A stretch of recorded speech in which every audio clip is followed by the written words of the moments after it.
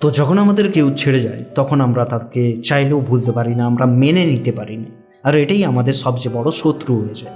তো মেনে নিতে না পারলে তুমি কোনোদিনও ভালো থাকতে পারবে না, 100% শিওর থাকো। কারণ আমি একটা সময় অবধি মানতে পারছিলাম না, আর যখন মানতে পারছিলাম না তখন আমি ফ্রাস্ট্রেটেড হচ্ছিলাম, ডিপ্রেশনে যাচ্ছিলাম, আর যেগুলো আমাকে ভালো থাকা থেকে দূরে রাখছিল।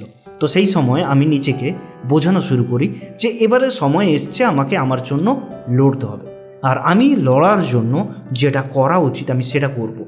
কারণ এই মুহূর্তে আমাকে অ্যাকশান নিতে হবে। আমি শুধু ভিডিও দেখতে পারি না, বিভিন্ন টাইপের মোটিভেশনাল ভিডিও দেখবো, 5 মিনিটের জন্য মোটিভেট হব, তারপরে আর কোনো কাজের নয় সেগুলো। এটা করে কোনো লাভ নেই। সিরিয়াসলি তুমি যদি হাজার হাজার ভিডিও দেখো কোনো লাভ নেই যতক্ষণ না অ্যাকশান নেবে। তো সেই সময় আমি বোঝার চেষ্টা করি যে এটা আমার সাথে ঘটে গেছে, এটা আমার মেনে নেওয়াটাই বেস্ট, কিন্তু তোমাকে বুঝে শুনে মানতে হবে। আমি শুধু মুখে বলে দিলাম আমি মেনে নিয়েছি, মেনে নেওয়া এত সহজে যায় না।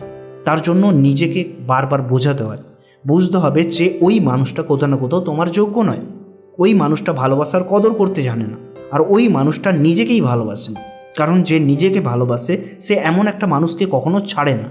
যে মানুষটা তোমাকে ছেড়ে যাচ্ছে সে তোমাকে ভালোবাসেনি, আর এটাই সত্যি। আর এই সত্যিটা মেনে নিতে কষ্ট কোথায়? সত্যিটা মেনে নিতে যত তাড়াতাড়ি পারবে তত তুমি ভালো থাকবে। এবারে সময় এসছে তোমাকে নিজের উপরে ফোকাস করতে হবে, তোমাকে নিজেকে ভালোবাসতে হবে। তুমি নিজেকে কোশ্চেন করো যে আমি কি এগুলোই ডিজার্ভ করি? যখন তুমি অ্যান্সার পাবে ভেতর থেকে যে না আমি এগুলো ডিজার্ভ করি না, কেউ আমার সাথে চাইলেই এত বড় খেলা খেলে যেতে পারে না, আমি কেন মেনে নেব, আমি কি এতটা ফেলে দেওয়ার যোগ্য, তখন তুমি নিজের উপরে ফোকাস করবে। এভাবে মানতে হয়। যখন তুমি পজিটিভ ওয়েতে নিজেকে কোশ্চেন করবে তখন তুমি মানতে পারবে। দেন তোমাকে বুঝতে হবে যে এবারে আমাকে আমার মনকে কন্ট্রোল করতে হবে। সিরিয়াসলি মন আমাদের সাথে সবচেয়ে বেশি খেলে।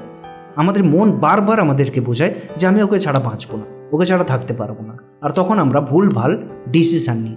আমরা বারবার তাকে ফোন করি, বারবার মেসেজ করি, আর সে ব্লক করে। তখন আমাদের মধ্যে খারাপ লাগাটা আরও বাড়তে থাকে। যত তুমি তাকে বারবার ফোন করবে, তার কাছে ভিক্ষে চাইবে ভালোবাসার, তত তার মধ্যে ইগো বুস্ট হবে এবং তত সে ইরিটেট হবে। কারণ সে চাইছে তোমাকে ছেড়ে চলে যেতে। মনে করো তুমি কোথাও গেছো, এখন কোনো একটা মানুষ এসে তোমার সাথে কথা বলতে চাইছে, বাট তুমি তার সাথে কথা বলতে পছন্দ করছো না, তখন তুমি কি চাইবে? পালিয়ে যেতে। কিন্তু সে নাছোড় বান্দা, সে তোমার সাথে কথা বলবেই। তুমি কি সেটা সহ্য করতে পারবে? পারবে না। তো একই জিনিস তোমার ভালোবাসার মানুষও তোমার সাথে করবে। তার চেয়ে বরং তোমাকে তোমার মনকে শান্ত করতে হবে। তোমাকে বুঝতে হবে যে না, আমার মন আমাকে ভুল বোঝাচ্ছে, কেউ চলে যাওয়ার জন্য আমার জীবন থেমে যেতে পারে না। দেখো আজকে আমি তোমাদের সামনে বসে আছি, আমি অন্তত মরে যাইনি, উল্টে আমি তোমাকে বোঝানোর চেষ্টা করছি যে আমি কি করে বেরিয়েছিলাম। আমিও সেম টু সেম ফেস করেছি, আমি জানি কতটা কষ্ট হচ্ছে, বাট তোমাকে বুঝতে তো হবে। তোমাকে তো নিজের উপরে স্টেপ নিতে হবে, অ্যাকশান নিতে হবে, নিজের জন্য স্ট্যান্ড নিতে হবে। যতক্ষণ না তুমি স্ট্যান্ড নেবে, যতক্ষণ না তুমি অ্যাকশান নেবে, ততক্ষণ তুমি চাইলেও বেরোতে পারবে না। সো বোঝার চেষ্টা করো যে আমি খাচ্ছি, অক্সিজেন নিচ্ছি বলে বেঁচে আছি, নয় কি ওই মানুষটার জন্য বেঁচে আছি।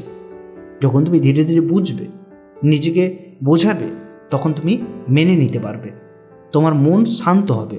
আর এই মন শান্ত করার জন্য এর আগে আমি একটা ভিডিও দিয়েছিলাম, আমি তাতে বুঝিয়েছি যে কি করতে হবে। তো তুমি সেই ভিডিওটা দেখো, বোঝার চেষ্টা করো, তাহলে দেখবে তুমি অনেক শান্ত হয়ে আছো। দেন তোমাকে তোমার ফিউচারের জন্য একটা গোল বানাতে হবে। তোমাকে বুঝতে হবে যে আমার ফিউচারটা এভাবে আমি নষ্ট করতে পারি না। দেখো আমরা করি কি, আমরা তাদের জন্য নিজেদের জীবনটাকে ধ্বংস করি যারা আমাদেরকে ডিজার্ভ করে না, যারা আমাদের ভালোবাসার কদর করে না। আমরা তাদের পেছনে এফোর্ট দিই। সেই এফোর্টটা যদি আমরা আমাদের কেরিয়ারের জন্য দিই, বা আমাদের পড়াশোনার জন্য দিই, বা সেলফ ইমপ্রুভমেন্টের উপরে আমরা ফোকাস করি, তাহলে দেখবে আমরা গ্রো করছি, আমরা ভালো থাকবো।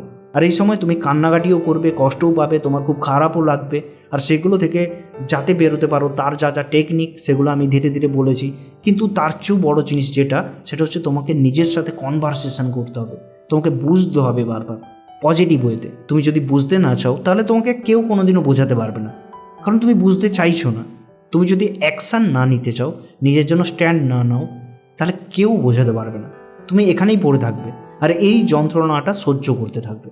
আমি যে টেকনিকগুলো তোমাদেরকে বলছি সেগুলো যদি অ্যাপ্লাই করা শুরু করে দাও, একবার মন দিয়ে করো, তাহলে কিন্তু 100% তুমি শান্ত হয়ে যাবে, তুমি একটা সুন্দর জীবন কাটাবে। আমিও একটা সময় ভালোবাসার জন্য মরতে গেছিলাম। আমি নিজেকে প্রচুর পরিমাণে কষ্ট দিয়েছি। আজকে যা তুমি ফেস করছো, এমন নয় যে আমি কোনো এক্সপিরিয়েন্স রাখি না তবু এসে তোমাদেরকে জ্ঞান দিচ্ছি, তা নয়। আমিও এসব সহ্য করেছি, বাট তবুও আমি তোমার সামনে বসে আছি। কিভাবে সম্ভব হলো?